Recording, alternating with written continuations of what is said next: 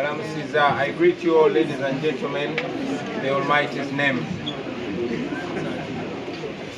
I'm sure many of you have already received the terrible news.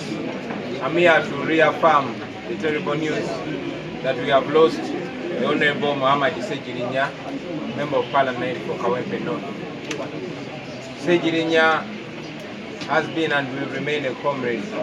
You all know the circumstances that led to the chronic illness and final death of Sejirinya. He endured prison, unjustified prison, endured torture. He always complained, but many people used to take it for a joke until they can't take it for a joke no more.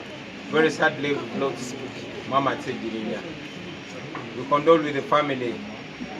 The tentative program is that we shall hold a vigil this evening beginning at 4 p.m. at the National Unity Platform headquarters. We shall spend the night there with our brother. Tomorrow, Sejirinya will be honored in the Parliament of Uganda, and we shall also proceed in the afternoon to hold prayers for him at Mbogo Mosque. Thereafter, we'll take his body to his home. Burial will be tentatively Sunday in Masaka, as requested by family. We understand that Muhammad Sejirinya is a Muslim. He was a devoted Muslim, and we respect the Muslim religion. However, his family has requested the leaders of his religion to allow his relatives, brothers and sisters, to fly into the country, and many of them are flying in on Saturday. That is why they've requested that we bury Sejirinya on Sunday. Basebo ne banyabo, kitalo nnyo kitalo ddala. Bangi kumwe mawulidde dda mawulire naye ndi wano kakasa mawulire ag'okufa kwa muganda waffe Honorable Muhammad Sejirinya, MP wa Kawempe North. Inna lillahi wa inna ilaihi rajiun. Sejirinya mwenna abasinga mwalaba ebyetoolebwa kukwatibwa kwe, kutulugunyizibwa. Oluvannyuma okufa kwe yakukulumanga yemulugunyanga ebiseera bingi, naye kubanga yali musaazi bantu bangi balowoozanga Sejirinya yalinga mu kusaaga, naye ffenna tulaba embeera gy'ayitamu yemaliza gemuse. Kitalo nnyo, kitalo ddala. Ebyokuziika kwa Sejirinya sofa biyimidde bwe biti.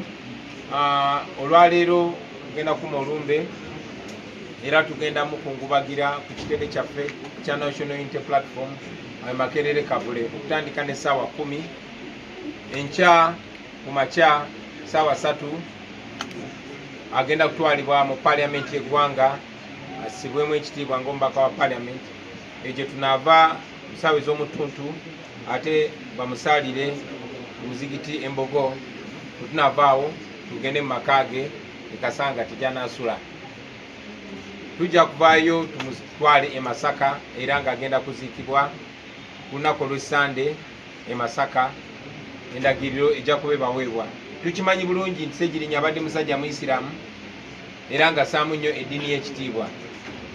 Okusinziira ku byalaama ne byayogera ne famire ye, n'okusinziira ku kusaba kwa famire ye, naddala ng'abaganda be abamu bali mitala w'amayanja ng'abasinga obungi batuuka ku Lwamukaaga, famire ye esabye obukulembeze bw'Abasiraamu bukkirize tulindeko baganda be batuuke alyoke aziikibwe kyetaddemu ekitiibwa. Kitalo nnyo, kitalo ddala. Basebo ne bannyabo, abawagizi ba Sejirinya, abamwagala, ababadde akiikirira, naffe bakulembeze banne. Omukama tusaba musaasire ebyo ne byamusobako, omwoyo gwe agulamuze ekisa. Ebisigadde tunaba tubibategeeza. Inna lillahi wa inna ilaihi rajiun. Etuusikiridde be bantu ababadde Mr. Update teyasoba nnyo okutuuka wala naye nga aweereza amawulire ag'enjawulo ku ssaawa yonna naffe gye tukoze.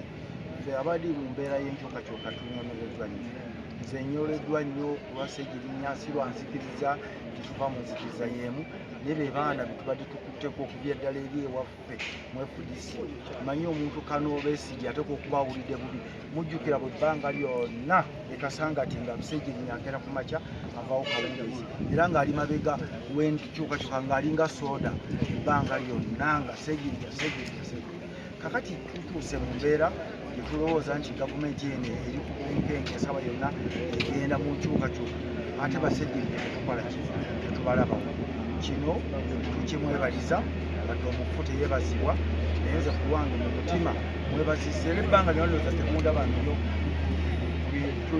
ebyebijaguzo naye abantu abafiiriddwa naye ku Ssegirinya natyawo okujja wano nga mulwadde maama waaya akimanyi obulungi okuva ensambya ne Nairobi n'abayinzi naye kakati simanyi nakyakwogera Katonda omwoyo gwe agulamuza ekisa kyenyinza bano baluba be balina okumanyanuza Ssegirinya n'omusingi musubiddwa nno nnyo mu abali mu kintu ekyo waliwo abantu abadiwono kati abakuba ku social media ne bavuma ono ne bavuma oli nga tebali mu mutima gwa nkyukakyuka lwakyoya yogerako emyasi ku mawulire ga Honorable Ssegirinya Muhammad gakusanze wasi kitalo nnyo ddala amanya nze lwakyoya ojja wano emiri gyalinga esatu nebamakolo ne baani batugamba Ssegirinya temujja kumulaba kubanga yali takyategeera twamulaba tayogera tatulaba twamuddeeyo naye wanaaba afunyemu abembekereza ojja kudda mumulaba ogwokubiri ekyekimu tukita kaka tulinde kubanga abadde atereera naddawo ne kati tunya amawulire sawanga bisatu ekitundu nti afudde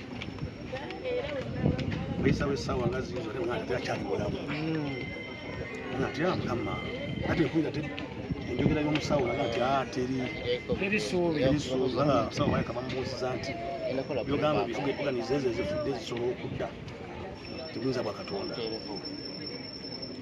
Ssegirinya Katonda ekiddako naye kusanga mukanda kikasatu kasa nti afudde Ssegirinya nze namulaba bbiri nga ku bbiri nze bansaba mukomera ku 29 namaze okufiirwa Omujulunga naye Omujulunga bajjira mu kiweweto ekyo ekya Ssegirinya yali Richard nga Richard nga Ssegirinya twali naye Ssegirinya naye simumanyi naye agala okulaba nze nemumakolo kavuma Ssegirinya n'atunoonya n'atufuna tutuwa omuvubuka ow'amaanyi omuvubuka alina ebigambo ebirungi omuvubuka omanyi eno gavumenti emanyi Museveni omuntu yenna naaba akitunuzaamu omutu nga mwana muto ate nga munaku omuwanga ekitiibwa so omwana omuto mumalirivu ddoboozi y'ekyebando talina wadde 10 Ssegirinya soka nesimba kuba MP n'agwa yakola bakyanga kyakutaane yakomawo naddamu nesimba kuba kansala n'abubako emyaka 5 Bobi Wine n'amuwa kaadi ya Nuupu tikiti ya Nuupu awo abadde MP waawo Ssegirinya nze okubanga amutegera obulungi naga genda kubona mukama mabega 16 years back ne Ssegirinya nabo kabate mukama ate namusussaako n'agenda kuba kansala kesisi mangi g'abantu nafa ekitiibwa kya MP tugamba munnafe akoze eki